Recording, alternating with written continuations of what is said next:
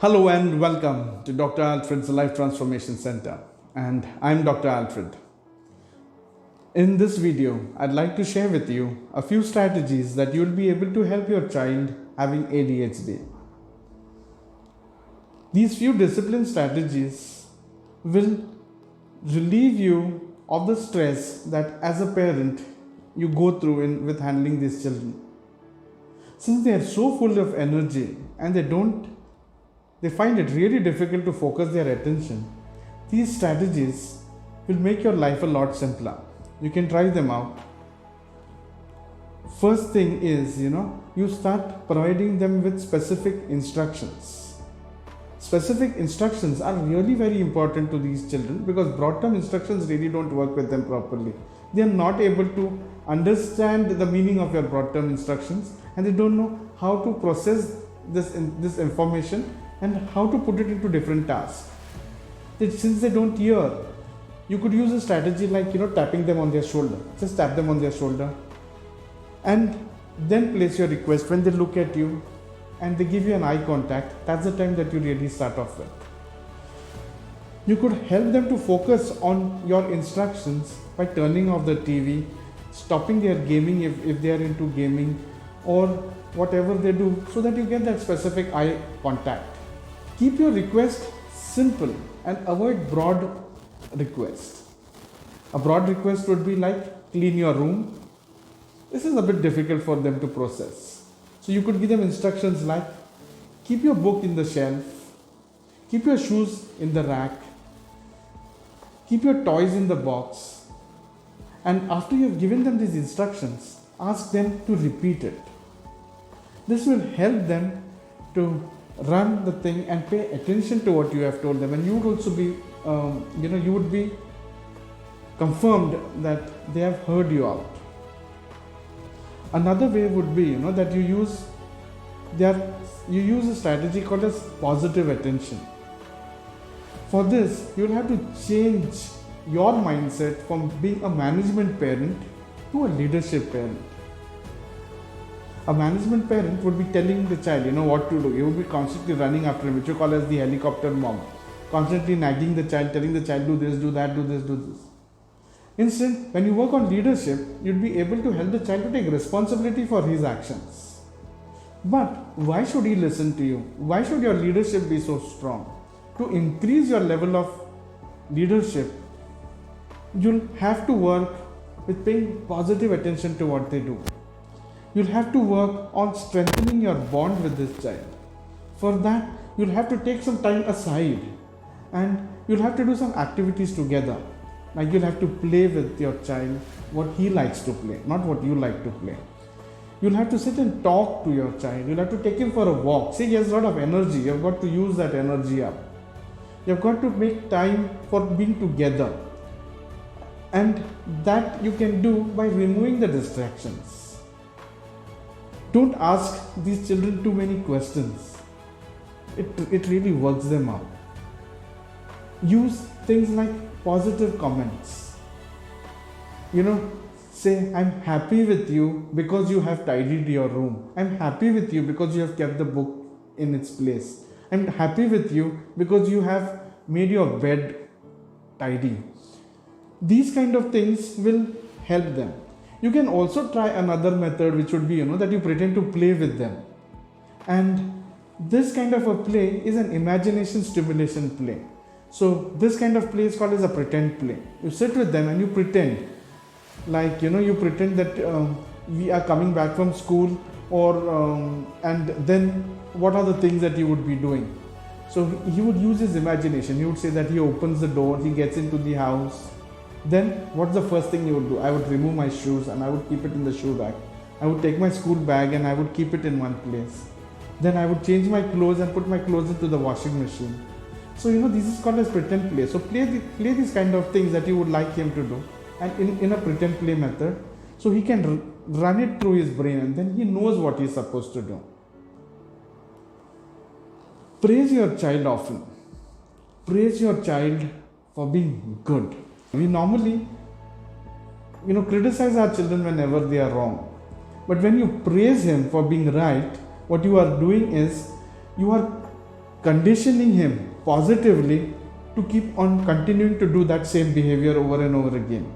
Tell him, you have done a great job. You have kept your books in its shelf. I'm really very happy with you. And in your praise, be specific. Don't just tell him I'm happy with you, but let him know for what you are really happy with him.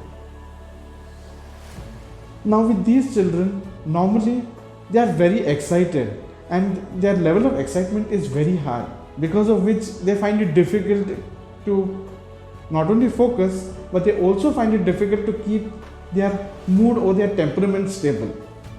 Whenever they start getting overstimulated, getting too frustrated, and they find it difficult to process their information, they're using rage, anger, they're getting too restless, banging things around, throwing things around. At such time, help them by calming them down. One of the ways that you could calm them down is you send them to a quiet spot. Tell them, go in the corner, sit over there. But this is not a punishment, see? Going in the corner is not a punishment. Don't use it like a punishment. Use it like going to the corner to calm down. Sit there calmly and don't do anything. Just sit there and relax and sit in one place. Just make them sit there for a few seconds. Slowly increase it to a couple of minutes. This will help them to calm down. And this process would be called, as we would say, like take timeouts. Do not keep on telling them and punishing them. Instead, let the consequences do the teaching. Don't constantly tell him what he's supposed to do. If he plays and he doesn't do his homework, don't remind him. Let him go to school and let him get punished for it. The punishment is the consequence for his wrong action. And let these consequences come into play. Every time we try to bail them out by telling them what to do, so we tell him, do your homework. In the process, we spoil our relationship with him. He does the homework, he doesn't face the consequences in school of his neglect, of the actions that he is doing wrong. Let him face the consequences. The more he faces the consequences, the more he is going to know what's right. If, for example, you find the child is not eating on time, what you do is, after the eating time is over, you have served it on the table, you have sat, you have eaten your food, the whole family has eaten their food, pack all the food and keep it in the fridge. He'll come 1 hour later and he'll say, Mama, I'm hungry. Tell him, no beta, now there's no food at this time. You'll directly get your food in the evening or in the night, when it's again going to be food time. This way, he's going to know that if at all he's not coming in for lunch at the right time, he's not getting any lunch. Don't substitute it with junk food and with snacks. He's not going to receive any of these things. Let him be hungry. Let consequences do the teaching. Let the consequences come in for whatever action he does. That way, he's going to learn actions have consequences. And if I don't like these consequences, I've got to change my actions. Let that happen. In the process, when he does these kind of things and you're teaching him consequences, he's going to do a lot of mistakes. And these kind of children also have something called as the attention seeking behavior, in which they are going to keep on interrupting you, they'll keep on making loud noises. Avoid, just neglect it. He's going to try different ways to grab your attention. He's going to try to irritate you. Don't be irritated. On the contrary, just calm down. Just ignore this behavior of his. The more you pay attention and react to this behavior, he knows that this is an attention grabbing behavior, and he's going to keep on repeating more of that. The more you ignore it, he's going to understand that this behavior is not going to give him any result. He'll slowly put it off. He won't try to use them with you. Catch them for being good and reward him whenever he is doing something good. The way to reward him would not be giving him things, but by appreciating him. Tell him, let him know what is that desirable behavior for which you are praising him, for which you are so happy with him. Let him know what was that behavior. Sometimes we just praise him and he is not able to connect that behavior with the praise. So you'll have to tell him, I'm very happy with you, son, because you have kept your books in its place. Give him that specific praise. Many times these children will have problems and they don't know what to do with it. They have nobody to talk to. Because of the kind of hyperactivity that they have very few friends and they have very few well-wishers. They don't know how to share that information with others. At that time, be his friend. Listen to him. Emote with him. Share his emotions. If he's troubled, tell him, yes, I understand. I acknowledge the fact that you are disturbed, you are troubled. People have been bad with you, they have been wrong with you. I acknowledge you are hurt. And let him know that you empathize with him. The more you empathize with him, he's going to feel, yes, I'm being understood. And whenever he's going to feel understood, he's going to open up with you. He'll listen to you. There's a magic in grabbing a person's listening, then commanding him. And that magic is empathy. Letting him know that you have understood his feelings, you have understood his emotions. And when he's going to feel understood, he's going to listen to you. That's going to help you in bettering your relationships with him. The more you better your relationship with him, you're going to have a stronger influence on him. You can have open-minded talks with him. Now, when you're going to have open-minded talks with him, he's going to talk some kind of things that will really trigger you off. That will trigger anger and irritation in you. At that time, avoid being judgmental. Don't try to justify and tell him that this is what you said, no, that's why I got angry. Don't try to justify your behavior. Justifying your behavior is only going to put him off. Instead, listen to what all he tells you. Listen to it. Even if you're feeling angry, just keep your thing down. Calm yourself down. Use an appropriate moment to let him know that what he was doing was wrong. And as I said, before, let the consequences do the teaching. Don't justify your behavior, but understand one thing. Don't even comment negatively on his behavior or what he's telling you. Sit with him calmly at different times. Share with him what's happening in your day.